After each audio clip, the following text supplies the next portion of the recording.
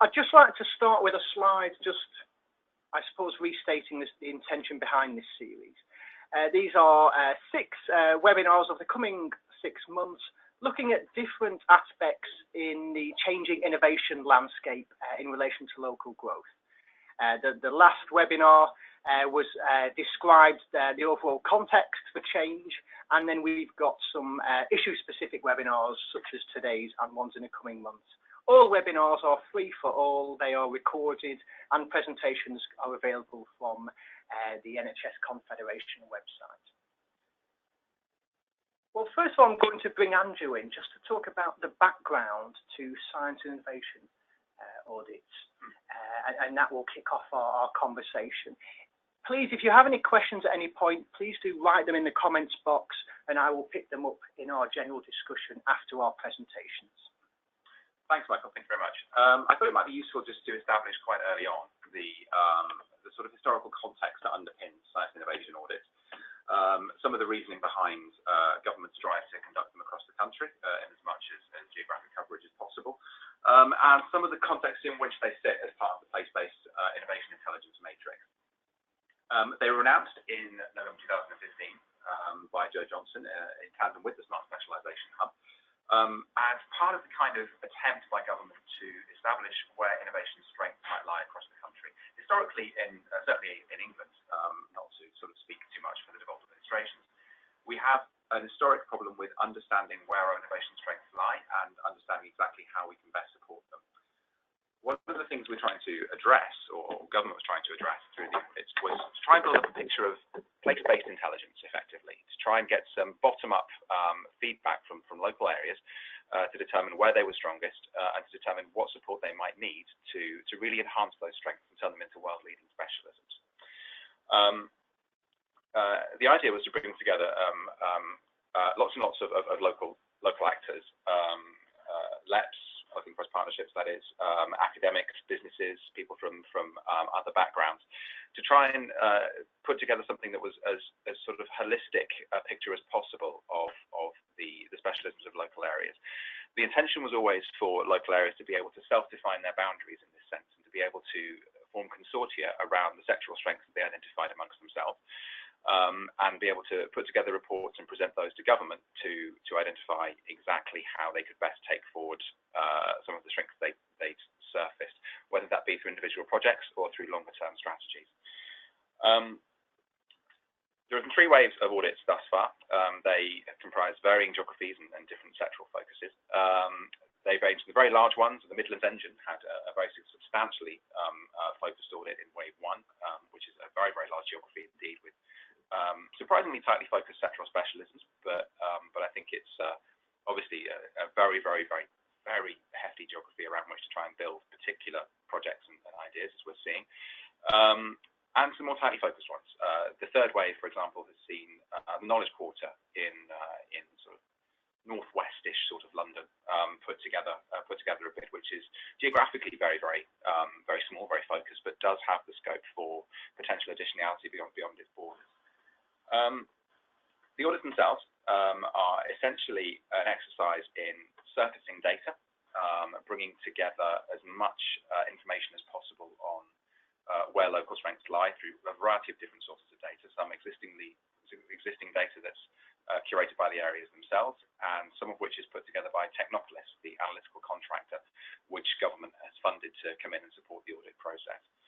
This is then supported by a series of hypotheses, which each of the consortia put together to build around the kind of data sets that they have, and to try and narrate some of the kind of more nuanced aspects of what they're looking to do, and to see where strategies and projects might be kick-started around some of the common themes that are surfaced by the audits.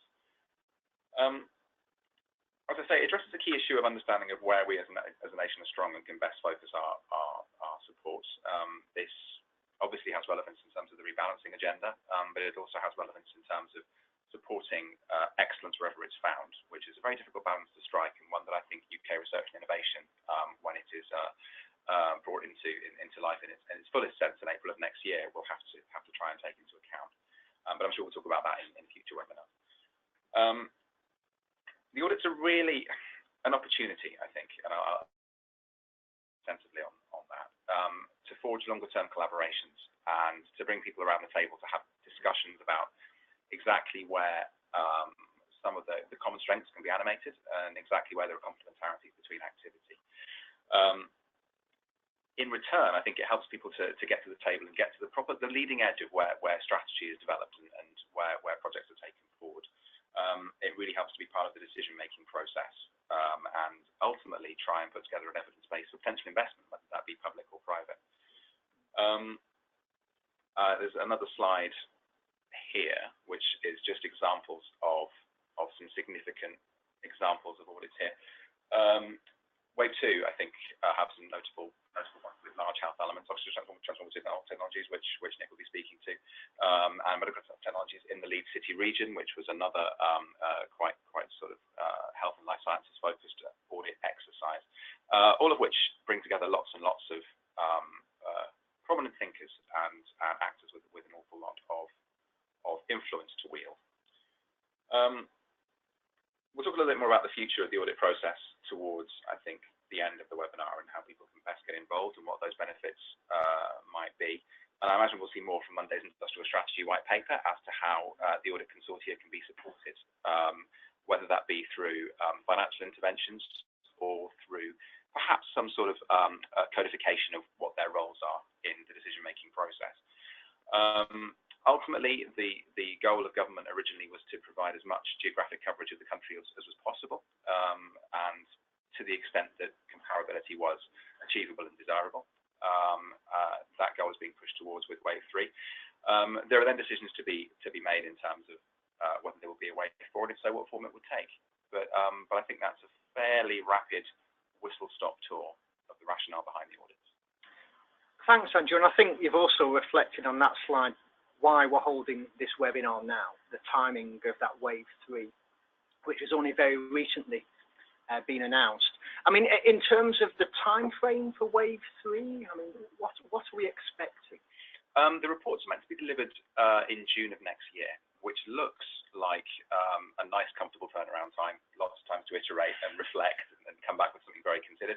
As Nick's wry smile will probably reflect, it's actually a very complex process going through a science innovation audit. And again, I won't speak too much in any way that will step on anything you might want to say.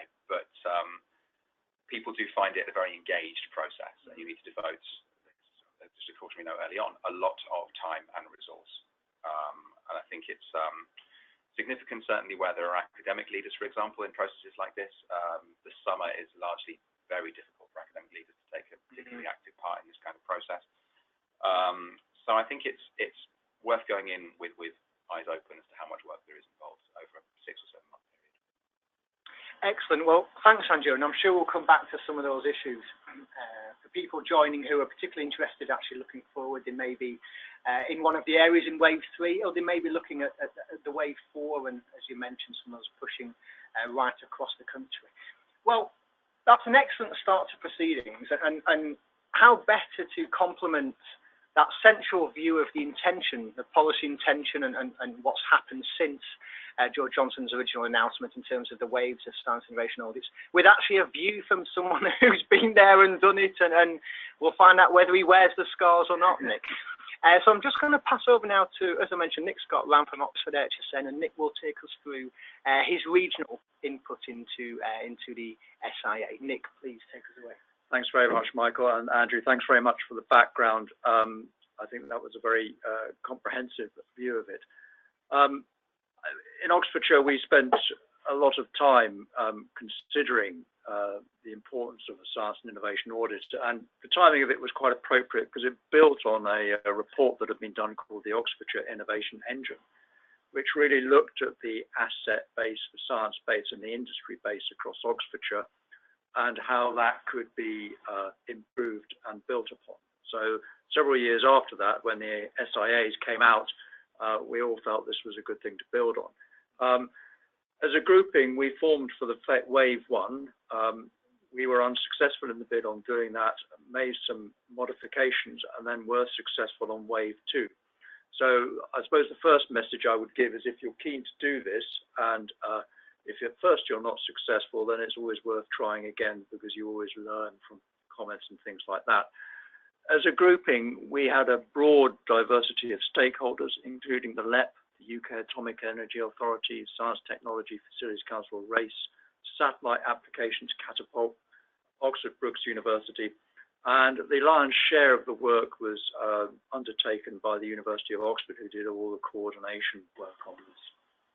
We were very clear early on that we wanted to focus on sort of discrete technology areas rather than do a blanket sort of industry approach to it. And building on that, it then became a question of, well, what are the key areas in terms of readiness? And in the end, we had a blended mix of opportunities, which we felt really represented different stages of technology and business sectors, each of which had a different series of challenges. We felt also that the opportunities given to us by this approach allowed us to really dig a lot deeper, get in amongst it, as it were, in terms of some of the issues that were raised. So we looked at 4 key areas. First was digital health. The second was space-led data applications. The third, autonomous vehicles. And then the fourth, technologies underpinning quantum computing. And the geography of this was very much Oxford-based initially, but throughout our discussions and work on this, we were very, very conscious of the importance of having a broader regional engagement. So we built links with 5 other LEPs, and also thinking about nationally how we could make a difference for that. Because in a way, the exam question was, well, you've got certain assets in an area, but how are you actually going to leverage that more for national benefit and beyond? Also, at first sight, you look at these 4 areas and say, well, I don't know whether there's a lot underpinning that that's particularly common. But as we went into it and dug deeper, we actually found that there were commonalities, and part of the benefits of this was being able to explore different things from different perspectives. So the timing of this, as Andrew sort of pointed out, it sounds like a lot of time. When you actually get down to it and get everybody around a table and then start going through an engagement process, you suddenly find that the clock starts ticking quite quickly. And the key also was the generation of data, how you could find different sources of data to underpin what you're trying to do in terms of the asset base, and then also trying to make projections going forward over a meaningful time period that would inform what the opportunities were going forward and ideas around investment. So we felt the 4 technology areas offered a potential really for a game-changing innovation, which also had international competitiveness and impact for growth. We also felt there were areas where different parts of the country would need to participate. So in things like quantum computing, there are different centers across the country which have a strong interest there. Many regions have an interest in digital health. So there was a lot of different potential for linkage going through on that. What we also found during this process was the key importance of engaging stakeholders as early as possible, but from as diverse backgrounds as possible.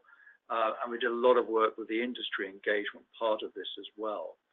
So this led to really thinking about what's the clustering effect of these different technologies and the convergences, and the idea that the whole is greater than the sum of the parts in going forward.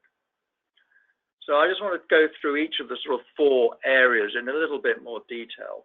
The process was very much hypothesis driven, and generally we were looking at 2 hypotheses per theme to try and answer the question.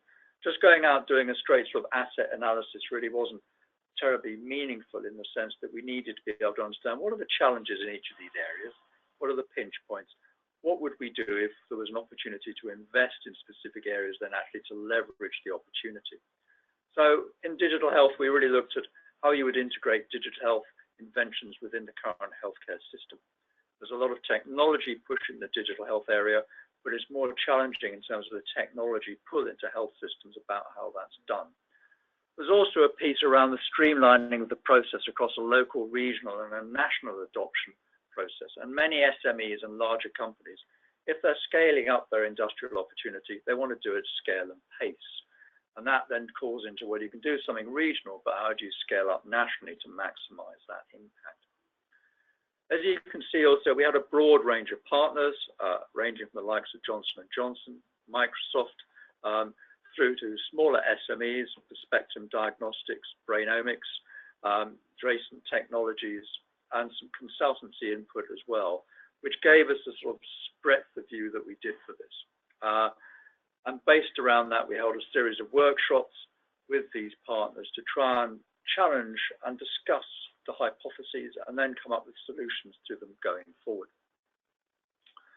The second area is space-led data applications.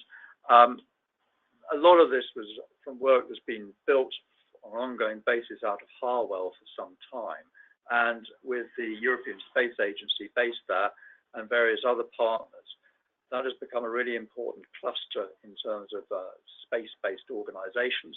It's a UK Space Gateway, and it's leading in data analytics. And the thesis was really simply put together in an economic basis, saying Oxfordshire can drive 5 billion of the 40 billion target by developing the existing companies and related supply chain and supported by inward investment. And this was a sort of pushing out towards 2030. I should also say that each of the 4 areas we were looking at a 2030 impact on this going forward, which would give a reasonable basis for time. The third area was autonomous vehicles, where there's been a lot of pioneering work done at RACE and through Oxbotica, and this was looking around autonomous and robotics innovation and how that could be commercialized. And again, that's building on complementary areas like big data, sensor technologies, automotive manufacturing, and the idea and the need for demonstration spaces where you actually test these vehicles and how you can deliver market-ready solutions.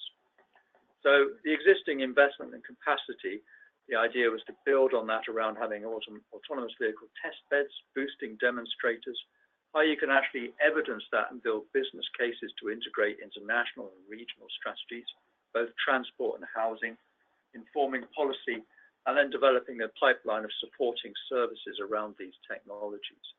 And again, as you can see, there's a broad base of organizations involved in that that gave us a wide window into the types of needs and requirements. Technologies underpinning quantum computing was probably the earliest stage technology area. It's fair to say that digital health and space data applications are more mature. Autonomous vehicles is evolving, but technology around quantum computing is relatively in its infancy, although the theoretical underpinning of this is building all the time. This is something where there's not many companies engaged in this, but you can look at the University of Oxford and other regions across the country that have a strong interest in this area in terms of not only the theoretical underpinning, but also how you actually build a quantum computer and what would that actually look like in terms of processing capabilities and actually where you would apply that. So you could look at that in terms of security, you could look at that in drug discovery and R&D and things like that. One of the key factors in this, because it's such an early area, is that there's a lack of a skilled workforce for this. And so the skills and training piece was also an important theme. And it's fair to say that also underpinned all the areas and all the other areas in terms of we had long discussions around that training piece and how that could be built up. Just going on to the economic impact, which was really the sort of output, and looking forward at what Oxfordshire can do in terms of jobs. And we were looking at an increase just under 70,000 compared to a national number of around 800,000. And then looking at the revenue opportunities for the UK vis-a-vis then the global markets there. It's fair to say that in this process, one of the biggest challenges was getting robust data. And while there is good data within the academic sphere, when you're starting to actually look across companies' employment numbers, there is a lack of granularity. So for example, if you look at digital health, basically you'd have to look at Internet of Things and software data, which again doesn't give you that kind of understanding of what's really going on there. And one of the things that became clear to us is that actually in moving this whole agenda forward, we need to develop a much more robust data analysis and actually being able to quantify that data in terms of R&D investment, in terms of company generation, in terms of employment figures and the like. And that will then give us a benchmark for taking this forward. And that needs to happen across the areas we've done here and similarly across areas that have been done in some of the other SIAs as well. If you also look at this, there were a number of sort of synergies that came out across the work that we were doing, and this was one of the really exciting pieces I found, was to be able to sit down and have a chat around autonomous vehicles and the impact, say, on health and in terms of independence for the elderly and in other areas to find different synergies. And if you look at that, things like machine learning, cybersecurity, imaging technologies, advanced instrumentation, all came into play across these different sort of themes. So it's worth saying a bit about process and how this is pulled together, because I think governance is always an important factor on this in terms of having the right engagement from the right stakeholders.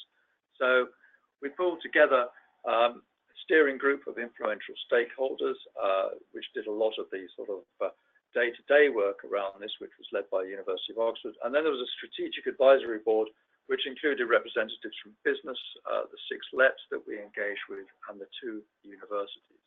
And this model worked well. So typically the steering group would meet pretty regularly, every 2 to 4 weeks, to track progress, also part of interactions with Technopolis and data generation, and also as a forum in which to discuss different key themes. One of the questions we had is, how are you actually going to retain some of those more classical industries like car manufacturing, and how they would interact with autonomous vehicles and how that would affect going downstream. There was also things around the ripple effect, which is really drawing on a highly skilled workforce, but how could you realize those benefits more widely? And typically we were always asking ourselves, well, what is the impact going to be in other parts of the country? We found also within Oxfordshire, we were fortunate, and there was a lot of high technology expertise that allowed us to mine these intersections between the technology sectors and disciplines.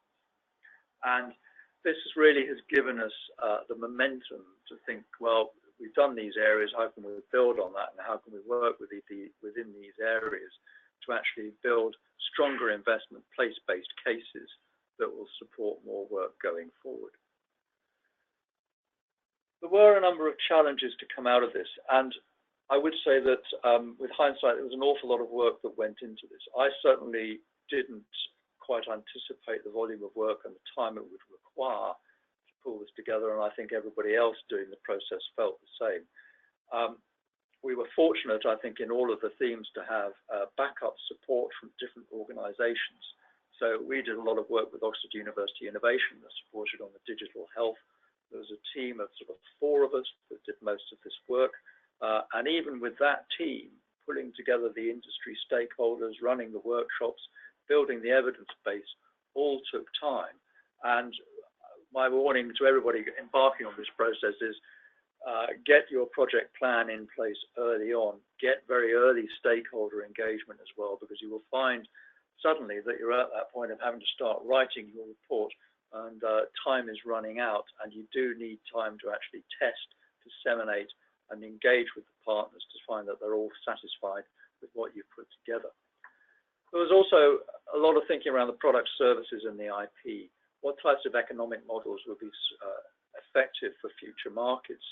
And in the area I was involved in around digital health, there's a lot of discussion going on around, well, what is a viable model for digital health innovators?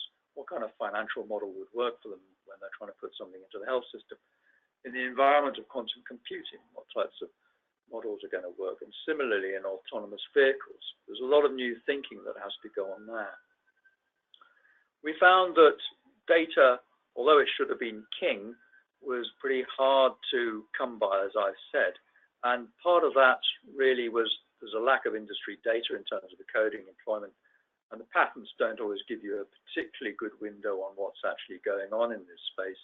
And then again, trying to actually benchmark what's going on regionally, nationally, and then internationally, which is also key in this, was very, very difficult. We didn't come up with the answer to this. I think it's still an area that needs a lot more thinking around, but it will be dependent upon each area that's being worked on in terms of where there are data gaps and where there aren't so many. What was good about this process was that very quickly industry cottoned on to the strength and the benefits of doing this. And so we had very good partnership contribution across all of that. And this, on the back of the SIA, then enabled us to start thinking about what would a place-based investment look like. So since we've submitted the report and then it was published in September, we've continued to meet as a group and to work up ideas about what would a place-based opportunity look like around these converging technologies. The other thing is that we're also very keen to keep on this momentum. So we've decided we're going to do a wave 3 off our own bat, because we're lucky to have a number of different other converging technology opportunities. And we felt really once you started with 4, you actually got to complete the whole waterfront. So we're looking at what the next sort of phase of how that will be. And ultimately, we would like to probably cover the whole waterfront and give a very clear opportunity of what's there. So on reflection, finishing up, it's been a very, very worthwhile process, a lot of hard work. We started out with not really knowing what the outputs or the tangible benefits were there, but it's been very worthwhile. And I think over time, we will actually sort of build on this and the benefits will become much more tangible. Thank you, Nick. I mean, that was excellent. And these slides will be made available so you can have another look through them. I think what stood out for me there was the range of partners you have on board across those areas. And if we're talking local and national, public and private government. And I suppose one of the first things that strikes in my mind, Nick, is how on earth do you find and get those partners around the table? And you know, what process, whether scientific or otherwise, did you use, and who was influential in that process? That's a very good question. I mean, a lot of I can speak. Let me speak about the digital health piece first, because most of the partners we've built up engagement through the AHSN over the last 3 years or so. So they were all known to us. We built existing relationships. So it was a relatively easy process to actually then identify those who we thought could contribute and those had an interest in the regional piece. In the other areas, similarly, the relationships have been built up. It would have been a very different exercise if it was going in completely cold into this and you had to build that up. But each of our partners, I'd certainly say over the last 2 to 3 years or more in Oxfordshire, have realised the benefit of multidisciplinary engagement. So working with the LEP in terms of the economic and place-based and skills piece is absolutely core to this. Collaboration with the universities as well, and then with industry. And I think everybody's appreciating in much more detail how you can actually leverage those opportunities together rather than individually. And Andrew, what Nick described there, does that sound familiar when, you know, I mean, you're involved on a national basis, of course, and certainly the issue about data, I suspect, is one that many have found. I mean, how had Nick's reflections sounded to you with your national hat on? Absolutely fascinating, really. I think on the data point, it's a problem common to us as well. The Smart Specialisation Hub has data on each of the 38 local enterprise partnerships in terms of their innovation strengths and assets. And I think one of the things that really resonates with me from Nick's presentation is that the data is inherently backward-looking. And it's not just that, it's that the categorizations, the SIC codes and so on are themselves somewhat out of date. And you could look at categorizing things like advanced manufacturing, for example, in lots more nuanced and more sort of complex ways to really further our understanding of how these things kind of work.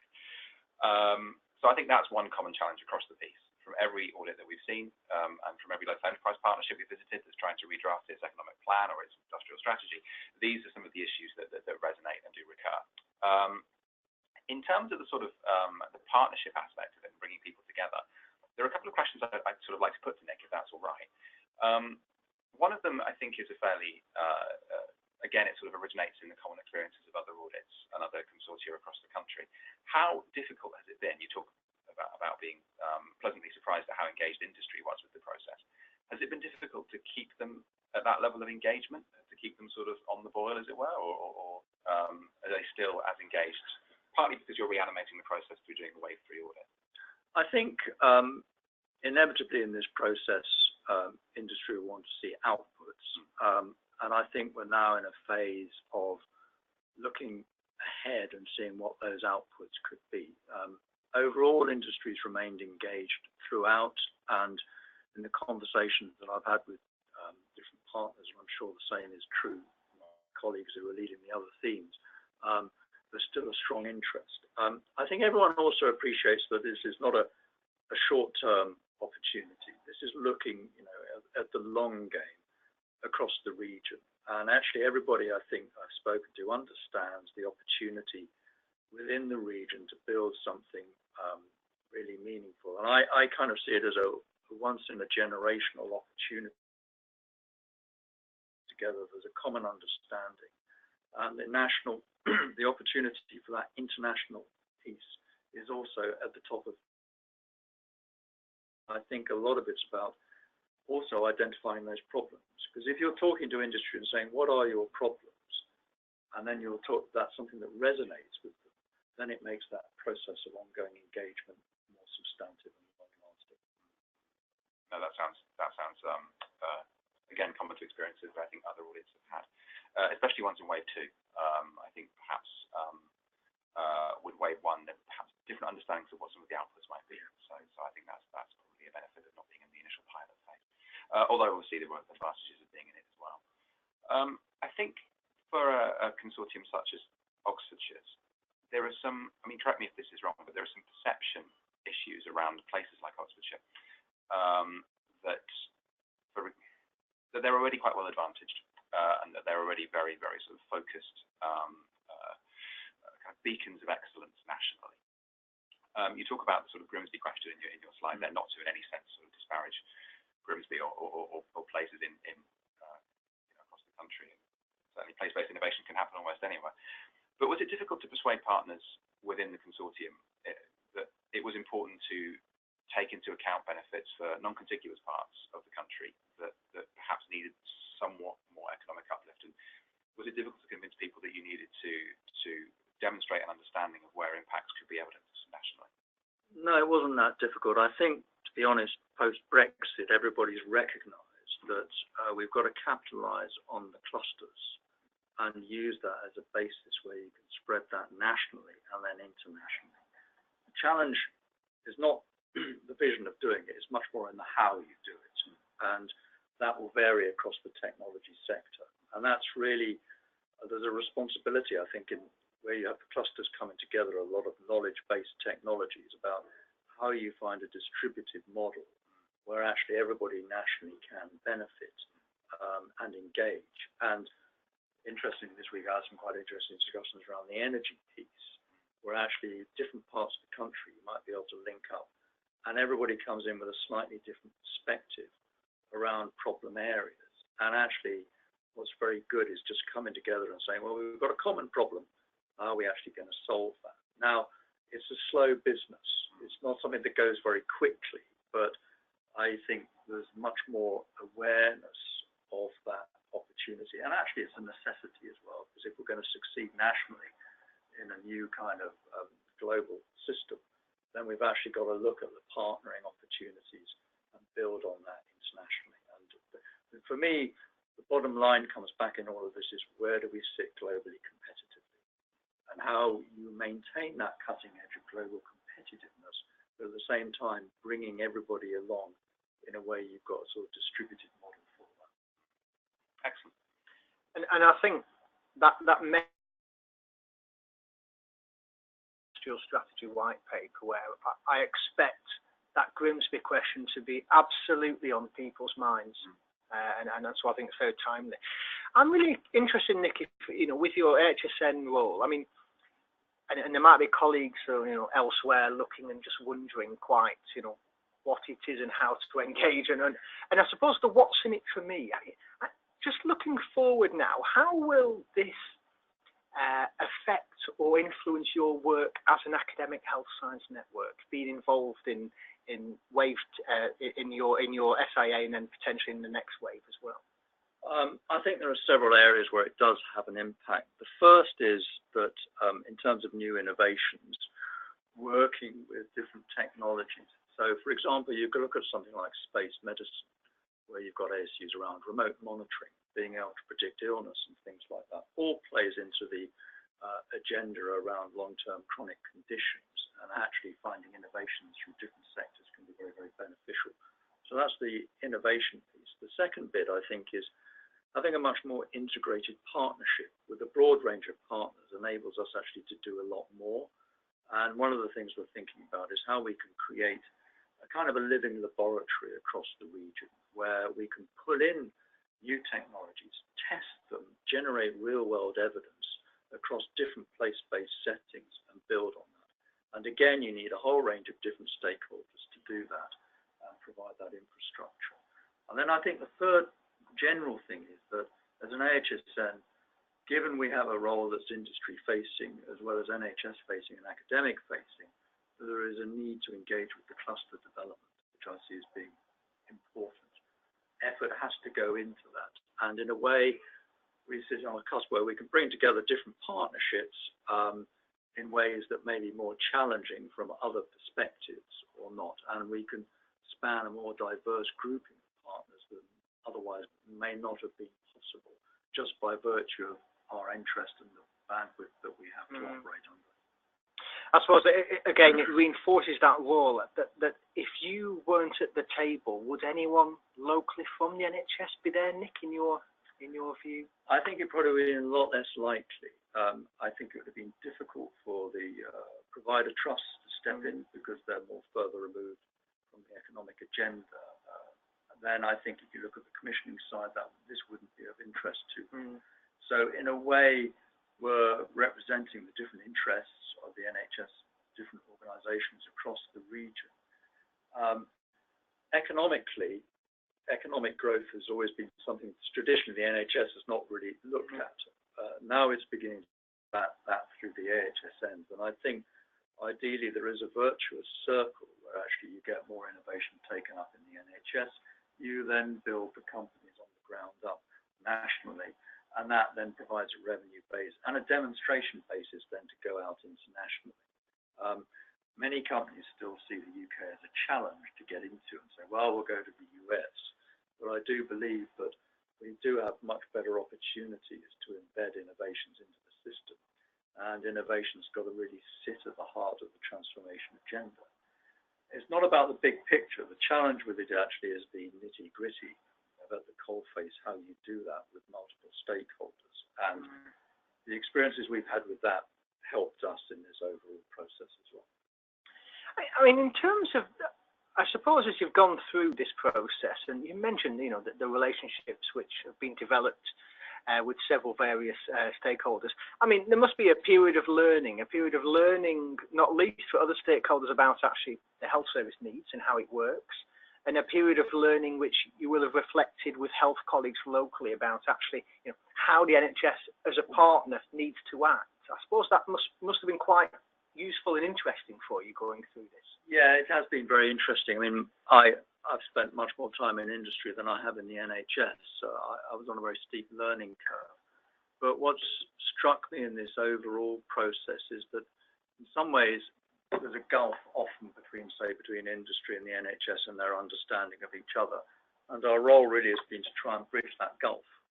And the way you can do that most effectively is to work on projects with a joint vision of what you can actually generate so that people understand what it's like working together. So we've been very much on a journey on building this type of collaborative engagement, which is really about co-creation at the start and partnership working.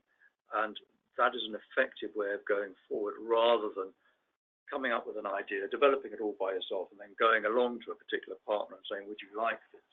And typically they'll say, well, it doesn't quite work for us.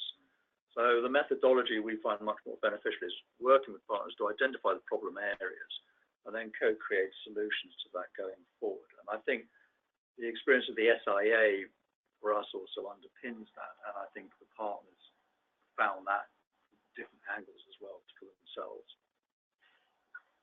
And that's an interesting, I mean, on that, what the partners found, I mean, you've given us a view with your excellent hat on of your experience. I mean, would that be a view that you think is quite commonly shared with the partners? Was it clear that some institutions were in it for slightly different reasons? Was there real commonality around the aims and about how you worked? I mean, just trying to understand that getting to that shared vision perspective, which gives everyone involved a say, but also a take home. I think there was a shared vision, and that formed pretty quickly. And I think the the benefit was that a lot of partners had worked with each other in different ways beforehand, so they were known to each other. A lot of this process comes down to trust and interactions, and where problems come up, being able to articulate it and find solutions. So for us, I think everybody very quickly was of the view that this is something we must do, and we must build this sort of strategic vision. The challenge really was around the how rather than what that vision should be. And I think that's something probably all the regions are faced with, about how you actually move to the next stages. And that's something that we're really still thinking around. I think there have been, within this, there have been different size partners, but it's been really interesting, to work, for example, with Harwell and the different organizations on that campus, and then also at Culham as well, where again, there's a slightly different, across all the region, you've got slightly different cultures, but everybody kind of understands we have the same shared vision, which is really to capitalize on the benefits and the convergence of these opportunities and how we can build something in terms of growth going forward. And just coming back on that point about place-based investments going forward, which seems to me, Andrew, is going to be the key policy framework, post-Monday and industrial strategy. I mean, the SIAs have a clear link, not least to the policy world of when Joe Johnson announced this, but actually to the policy world which we are being, which is being framed now, don't they? Absolutely. Everything is an evidence base, I think. Everything supports cases for investment. Everything supports the ideas that will underpin the industrial strategy and place-based innovation that sits really at the heart of that as we understand it. And the Shared Prosperity Fund, when that emerges and when we see exactly how that's constituted and how the sort of, again, the tension between excellence and place is reconciled. And it's really all about ensuring that we have this stock of information. I think, if anything, the audits come more into sharp relief now as we get more consistency across the piece in terms of their application, in terms of the kind of findings that they're surfacing. And as we start to gear up more in the context of Brexit, in the context of the reshaping of the innovation architecture in this country, in the context of a radical change in how funding is distributed, potentially, this is now a real weapon in the arsenal of policymakers, of investors, of UKRI and sort of research investment, really across the piece. And I think it's important that we take it seriously in that context, now more than ever, I would say. And in terms of following this agenda, and how do we keep abreast of what's happening in this agenda? And I suppose that's both locally, if I'm within the region of Oxfordshire, and if I'm national, just observing from outside. What's the role of the hub in trying to help the SIAs and also just trying to help address and keep the commonalities that exist nationally? Well, I'll start from the back of that question and then work my way towards the front of it, if that's okay. So part of the hub's remit to serve as the science and innovation audit is to share some of that best practice and to talk a little bit around where consortia have common experiences, around where they can improve their kind of the questions they're asking, the hypotheses they're building, how they can better reflect their data sets around those hypotheses and vice versa. And also how they can align with some of the strategic imperatives that are coming out of government. Because we do work so closely with Innovate UK, with the Department of Business, Energy and Industrial Strategy, and other agencies, we have a little bit of insight into exactly where their thinking lies and how they're looking to balance place and sectors, for example, these kind of questions that sort of gnaw away at the heart of every policymaker in SW1H. So I think there is a degree of insight that we offer there across the piece. There's also obviously some sort of work we can do around data, which is relatively light touch, but essentially we can look to reinforce hypotheses and suppositions that emerge from the audits with the data sets that we have. And we're always trying to keep those as up to date as is possible, despite the challenges that we face in that process. In terms of keeping up to date on what's going on, I think Nick is probably best placed to speak about how to access information locally from an AHSM perspective, certainly, if there is an audit going on in your area, and to see how you can become part of the thematic leadership of that kind of process. But certainly on the Smart Specialisation Hub website, which will be linked on the slides that we'll be issuing, I hope, at the end of the webinar, we like to keep abreast of the developments in the audit process. We attend debate workshops that they hold and have fairly regular catch-ups with the senior policy people who are responsible for this kind of work in their innovation and place team. So we try and stay abreast of developments, and whenever we do, we communicate them out to our stakeholder base through our website. And if there are any specific questions about the process or what's going on with the next 12 audits in the third phase, which were announced relatively recently, just last month, I think, please do get in touch directly as well, to get in touch with me, get in touch with our team, and we'll do whatever we can to illuminate and enlighten as to what's going on. And the government's commitment is now still as strong, if not given where we are, was stronger than it was when the original Wave 1 was announced. This is still... I think it's greater in many ways, because I think Wave 1 was a pilot. There were only 5 audits in Wave 1. Some very, very good applications, as we know, didn't sort of get taken forward in Wave 1. There was no commitment to do a Wave 2 unless that process worked. And now, as we see the numbers increase and confidence in the process and the kind of the work that sits behind it increases, I think now more than ever we're looking at something which is definitely supported by the department concerned. I think it's going to be of interest to Treasury going forward as well. Communities and local government is another government department that's really, really into these kind of processes and wants to see the outcomes and try and create some sort of heat and light around. And Nick, I mean, the final word on yours. I mean, you've already mentioned that this isn't a process which has ended. This is actually a process which has has given further thought and evidence, and has directed you with new partners down different routes. And so this, you're still well on the journey, Nick, I suppose. That's very much the case. I mean, I think with all these things, you've got to be in it for the longer haul, and building these partnerships to a point where you can actually get tangible outputs takes a number of years. I think we're all still learning on it, but I think what's been great has been the enthusiasm of all the different partners. There's an excitement that's built up around the opportunities, and the ability actually to get that sort of broad and deep network and engagement has been really helpful. And key partners obviously play a role. The University of Oxford, Oxford Brookes, RACE, Harwell, Satellite Science and Technology Facilities Council. All these different partners play a different and important role in it, which I think really brings a unique blend, which it enables you to look at things slightly differently and learn from each other in a constructive way. I think that point about keeping it going, keeping it animated after the document's delivered, is absolutely fundamental. It's all too easy, and certainly government hopefully won't mind me saying this. It's all too easy to commission and produce a report, which then gathers dust on a high shelf somewhere. And I think a lot of the drive for maintaining the momentum of the audits has to come from the consortia themselves. Yeah. So I think we're seeing consortia like Oxfordshire really take forward these ambitions in a way that they can really present in a coherent sort of fashion and say, we've thought this through. This is fully evidence-based, and what's more, we want to explore it in more detail because we believe very firmly in the merit of the work that we've done. So I think that is where the life of an audit really starts to exist, when you really commit it to sort of future plans and strategies. Excellent. Well, thank you both. I mean, now is just a quick time just to reference some of our future webinars. The Industrial Strategy White Paper, as we know, will be announced on Monday, the 27th of November. And I'm sure Nick will be very interested in that with his excellent hat on. Already done lots of work on the life science industrial strategy, no doubt. But there'll be various aspects of the white paper which are relevant across the health service. We'll have a look at that next month. And then next year, we'll look at the new landscape.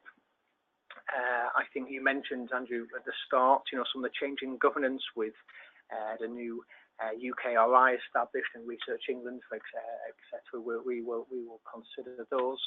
And then again, looking forward, we will look at how, I suppose, a different local growth map across England as it evolves, as it changes. And Nick's mentioned working with several partners. Well, Oxfordshire doesn't have a Metro Mayor, Nick, but some parts of the country do, and combined authorities. And how does that change what we do in the landscape we work in? And then March 2018, we'll look at what follows European structural funds and quite how is the government directing that process, how we can make that relevant and find that information for ourselves. We've got the contact details there for myself and Andrew. We will circulate with the slide to find out on the Smart Specialisation Hub's website in relation to SIAs. And it just remains for me to thank Andrew as ever for co-hosting and coming along, and also especially to Nick for coming down from Oxford and bringing to life what can be quite a complicated, occasionally niche issue, which people might have read about, they might have seen announcements about, and just thought, well, actually, what is it? Why is it relevant? And how do I get involved in this? And what you've described is a process which, you didn't start cold, Nick. The whole emphasis of this is that this is you have excellence in, but actually bringing that to life is not a straightforward process. And it'll be fascinating to continue monitoring, I suppose, what happens in Oxfordshire and the relationships you've nurtured and the products they bring. So thank you both. Thank you for joining and listening. And you can find these presentations on the NHS Confederation website. I shall send them around with the webinar shortly. Goodbye.